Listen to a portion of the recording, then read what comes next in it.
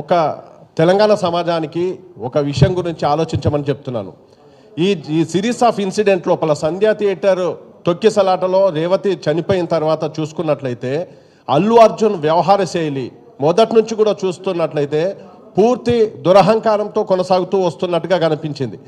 Even high court మధ్యంతర bail ఇచ్చిన తర్వాత బెయిల్లో అనేక కండిషన్స్ పెట్టిన తర్వాత కూడా ఇంటెన్షనల్లీ ఆయన ఆ రోజు ప్రెస్ కాన్ఫరెన్స్ పెట్టడం జరిగింది.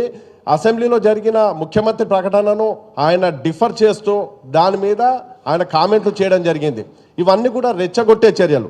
అంతేకాకుండా ఆయన 25 లక్షలు ఆయన ఇవ్వడమే కాకుండా మైత్రి మూవీస్ వాళ్ళు సుకుమార్ వాళ్ళు డబ్బులు ఇస్తామని చెప్పడం అనేది అక్కడ ఉన్నటువంటి బాధితులను సాక్షులను ప్రలోభ పెట్టే రకంగా వస్తుంది. ఒకవేళ అల్లు అర్జున్ తనకి ఇంటెన్షన్ ఉంది, వాళ్ళకి ఏదైనా సాయం చేయాలనుకుంటే కోర్టు నోటీస్లో పెట్టేసేసి త్రూ కోర్టు వాళ్ళు ఏదైనా చేస్తే బాగుండేది.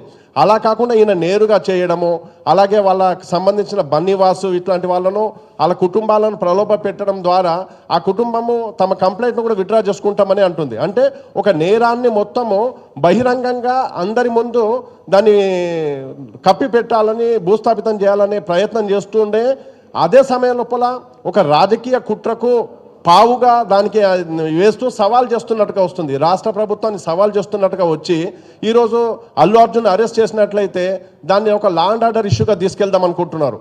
అలాగే కేటీఆర్కు సంబంధించి కూడా 30 వరకు ఏదైతే వెసులుబాటు ఉంది. కాకపోతే బీఆర్ఎస్ శ్రేణులు ఏం మాట్లాడుతున్నారో కేటీఆర్ని అరెస్ట్ చేస్తే రాష్ట్రాన్ని అగ్నిగుండం చేస్తామంటున్నారు. రాష్ట్రాన్ని అంటే తెలంగాణను అగ్నిగుండం చేయడానికి మీరెవరు? ఎందుకు ఇంత కుట్ర జరుగుతుంది? దీని విషయం లోపల హరీష్ రావు వీళ్ళందరూ కూడా ఇప్పుడు మా శ్రీనివాస్ రెడ్డి గారు చెప్పినట్టు ఈ కుటుంబానికి సంబంధించిన వాళ్ళు ఈ హైదరాబాద్ ఇంత ఆదరించింది. మొన్నటి ఎన్నికల్లో అసెంబ్లీ ఎన్నికల లోపల హైదరాబాదే బీఆర్ఎస్ను ఆదరించింది. అట్లాంటిది మలక్పేట ఏదైతే నియోజకవర్గం లోపల ఎల్బీ నగర్ నియోజకవర్గానికి సంబంధించి చనిపారు. ఎల్బీ నగర్లో బీఆర్ఎస్ ఎమ్మెల్యే ఆయన పరామర్శించలేదు. కనీసం కేటీఆర్ ఇంత సబ్జెక్టు మాట్లాడుతుంటూ రాష్ట్రం గురించి ప్రపంచం గురించి మాట్లాడతారు తప్ప ఒక పసి ప్రాణాన్ని పరామర్శించడానికి వెళ్ళలేదు. హరీష్ రావు వెళ్ళలేదు, కవిత గారు వెళ్ళలేదు.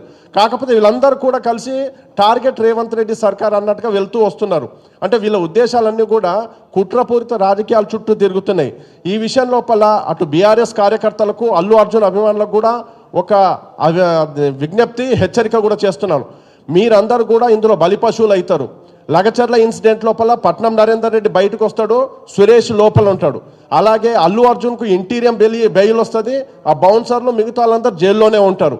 కాబట్టి మీరు ఎవరైనా కూడా ఆవేశపడి వీళ్ళు రెచ్చగొట్టే చర్యలకు మీరు లోబడి వెళ్ళినట్లయితే ఆఖరిగా నష్టపోయేది మీ కుటుంబాలైతాయి. మిమ్మల్ని ఆదుకోవడానికి ఎవరూ రారు.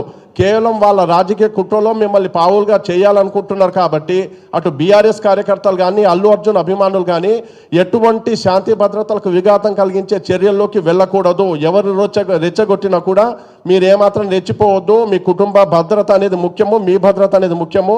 ఈ విషయం లోపల రాష్ట్ర ప్రభుత్వానికి పోలీసులకు సహకరి